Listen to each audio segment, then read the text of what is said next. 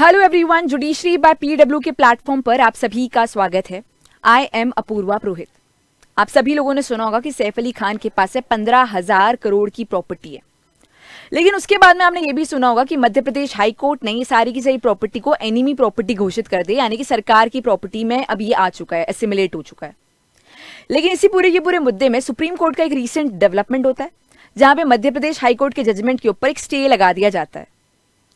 क्या है ये प्रॉपर्टी, क्या है 15,000 करोड़ की प्रॉपर्टी, और इसको एनिमी प्रॉपर्टी कैसे घोषित किया था, एनिमी प्रॉपर्टी होता क्या है, और कौन सी पार्टी इस प्रॉपर्टी पे क्लेम कर रही है, क्या क्या और लीगल क्लेम्स आ रहे हैं, इन चीजों के बारे में हम आज के सेशन में अंडरस्टैंड करेंगे। और इसी के साथ साथ सुप्रीम कोर्ट का जो नया डेवलपमेंट हुआ है उसके बारे में बात करेंगे। पूरे टॉपिक को अंडरस्टैंड करने के लिए फैमिली ट्री को देखते हैं। सुल्तान जहान बेगम से ये कहानी स्टार्ट होती है। वैसे तो कहानी और पहले से स्टार्ट होती है, बट यहाँ से जो पूरी की पूरी स्टोरी उसका रेलेवेंस स्टार्ट होता है। इनके दो लड़के हैं, उबैदुल्ला खान और इसके अलावा हमीदुल्ला खान। दो लड़के होते हैं। अगर हम लोग बात करते हैं उबैदुल्ला खान की, तो ये बॉर्न होते हैं और बड़े बेटे होते हैं। हिसाब से इनको नवाब और भोपाल बनना था, पर इनकी डेथ बहुत जल्दी हो जाती है। हालांकि ही हैड अ सन, लेकिन वो सन बहुत ही छोटा था, तो इसी वजह से इनके जो छोटे भाई है हमीदुल्ला खान, उनको नवाब भोपाल बनाया जाता है। दिस इज हमीदुल्ला खान, मतलब इसके नीचे इनका फोटो है, but actually he is Hamidullah Khan, जो कि नवाब भोपाल बनते हैं। अब इन हमीदुल्ला खान की दो लड़कियां होती है, बेटा नहीं होता है। अबिदा सुल्तान बेगम और सजीदा सुल्तान बेगम, ये दो बेटियां हुई हैं। जो भी ज्यादातर मैक्सिमम प्रॉपर्टीज थी वो अबिदा सुल्तान के पास आती है, क्योंकि ये बड़ी बेटी हैं। सारी के सारे अधिकार, सारी प्रॉपर्टीज मैक्सिमम इनके पास आ गई। लेकिन जब भारत और पाकिस्तान का बंटवारा होता है, पार्टीशन होता है, तो ये सारी प्रॉपर्टीज को छोड़ के पाकिस्तान चली जाती है। अब ये प्रॉपर्टीज छोड़ के गई, तो इनकी जो छोटी बहन है साजिदा सुल्तान, वो सारी की सारी प्रॉपर्टीज को टेक ओवर कर लेती है, इन सारी प्रॉपर्टीज पर अपना कब्जा कर लेती। कब्जा कह लो या बोल लो कि मेरा नेचुरल राइट है, मेरा लीगल राइट है, वगैरह वगैरह। अब कोई दिक्कत नहीं थी, सब बढ़िया था। लेकिन एक प्रॉब्लम है एनिमी प्रॉपर्टी के बारे में, एनिमी प्रॉपर्टी एक्ट के बारे में। एनी प्रॉपर्टी एक्ट ऐसा है जो कि कोई भी प्रॉपर्टी को एनिमी प्रॉपर्टी घोषित करने का अधिकार रखता है। और एनिमी प्रॉपर्टी है क्या? कोई भी पर्सन जो कि पाकिस्तान माइग्रेट हो गया था पार्टीशन के टाइम पर, अपनी यहाँ पे इंडिया वाले टेरिटरी की कोई भी प्रॉपर्टी को, लैंड को छोड़कर, सोना छोड़कर, कुछ भी छोड़ के, अब ये जो प्रॉपर्टी है अबैंडन प्रॉपर्टी, उस प्रॉपर्टी को सरकार एनिमी प्रॉपर्टी घोषित कर देगा अंडर एनिमी प्रॉपर्टी एक्ट। और इवेंचुअली एनिमी प्रॉपर्टी घोषित करने का यह मतलब हुआ कि ये प्रॉपर्टी अब सरकार की प्रॉपर्टी हो जाएगी, सरकार इसको कंट्रोल करेगा, रेगुलेट करेगा, एडमिनिस्टर करेगा। तो अगर यहाँ पे अबिदा सुल्तान इस प्रॉपर्टी को छोड़ के गई है, तो फिर सिचुएशन के अंदर ये प्रॉपर्टी को एनिमी प्रॉपर्टी घोषित कर दिया जाएगा। कोई दिक्कत की बात नहीं है। लेकिन प्रॉब्लम यहाँ पे कि कभी भी अबैंडन प्रॉपर्टी नहीं थी, तुरंत ही साजिदा सुल्तान ने इस प्रॉपर्टी पर टेक ओवर कर लिया था। अब यहाँ पे एक और चीज आती है, 2017 में एनिमी प्रॉपर्टी एक्ट में एक बदलाव होता है, एक डेवलपमेंट होता है। क्या बदलाव है? One of the key changes made in 2017 was about inheritance, meaning Indian citizens और legal heirs will not be able to claim enemy properties. अगर कोई भी पर्सन एक प्रॉपर्टी को छोड़कर पाकिस्तान जाता है या कोई और एनिमी कंट्री जैसे कि चाइना में जाता है और ये प्रॉपर्टी अबैंडन रहती है, तो कोई भी और लीगल हेयर जो कि भारत का नागरिक है, वो इसको इनहेरिट नहीं कर सकता। ये 2017 के अमेंडमेंट में आया। अगर एक प्रॉपर्टी को एनिमी प्रॉपर्टी घोषित कर दिया है तो दो प्रॉब्लम्स आती हैं यहाँ पे। पहला ये कि ये जो लैंड था कभी भी एनिमी प्रॉपर्टी घोषित नहीं हुआ था, यानी कि जब ये लैंड अबैंडन था तो सरकार के द्वारा घोषित नहीं किया गया था कि एनिमी प्रॉपर्टी अभी। उसका रीजन था कि तुरंत ही साजिदा सुल्तान आ चुकी थी यहाँ पे पिक्चर में।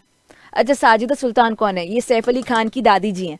मंसूर अली खान इनके बेटे थे, यानी कि सैफ अली खान के पापा इनके बेटे थे।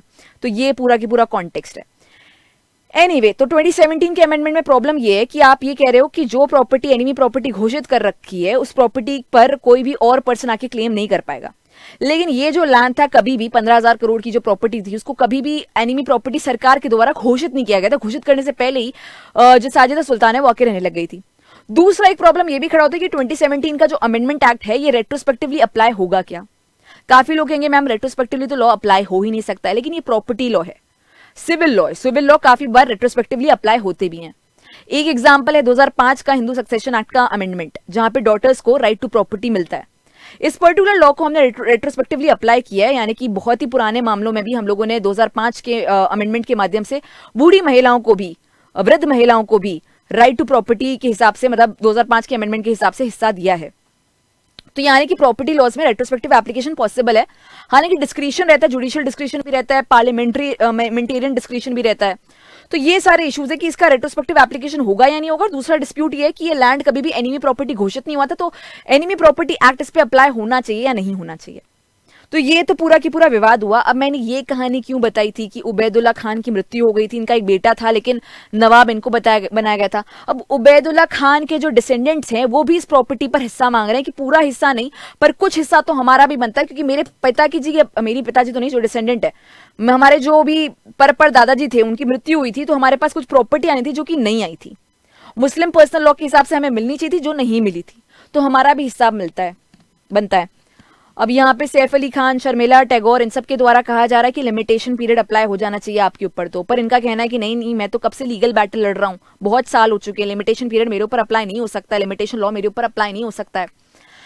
ये पूरा के पूरा मुद्दा सामने आता है। अभी रिसेंट डेवलपमेंट क्या हुआ है उससे भी पहले बताती थी क्यों इस पर्टिकुलर पूरे के पूरे मामले में सेशन कोर्ट के द्वारा कहा गया था कि प्रॉपर्टी एनिमी प्रॉपर्टी नहीं है और ये इस प्रॉपर्टी पे शर्मिला टैगोर, सैफ अली खान और इनके भाई बहनों का पूरा के पूरा क्लेम बनता है।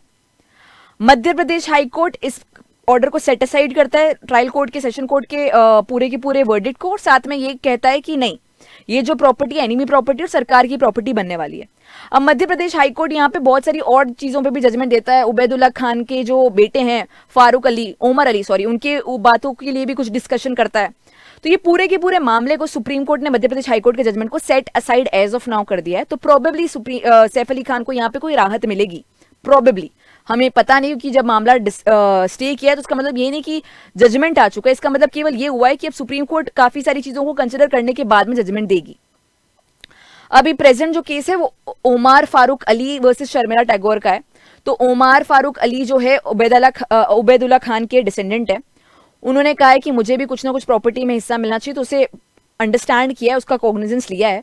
और साथ ही साथ यहाँ पे बेंच है PS Narasimha and Atul S Chandurkar की, और यहाँ पे कहा गया है हाईकोर्ट के द्वारा कि जो 2000 का जजमेंट था, जो 2024 का भी जजमेंट था, इन दोनों जजमेंट को सेट असाइड करेंगे और हम इस पूरे के पूरे मामले को दोबारा से डील करेंगे। पहले तो ये कि लैंड एनिमी प्रॉपर्टी होना चाहिए नहीं होना चाहिए, और अगर नहीं होना चाहिए तो यहाँ पे जो ओमर फारूक अली है उनका कितना हिस्सा बनता है, इन सारी चीजों के बारे में। तो ये जो पूरा प्रॉपर्टी वाले मामले आते हैं उसमें इतना फैमिली ट्री होता है, इतना पार्टीज इन्वॉल्व होते हैं, इतने सारे लॉज भी शामिल होते हैं, तो चीजों को अंडरस्टैंड करना थोड़ा सा डिफिकल्ट हो जाता है। बट आई ट्राइड कि फैमिली ट्री दिखाकर मैं आपको थोड़ा बहुत कॉन्टेक्स्ट समझा सकूं, और इसके अलावा आई होप कि आपको एनिमी प्रॉपर्टी क्या है ये भी समझ में आ चुका हो। अगर कोई भी डाउट हो तो आप कमेंट में लीव कर सकते हो, और इसके अलावा आपका ओपिनियन क्या है वो भी आप मेंशन कर सकते हैं। Thank you so much.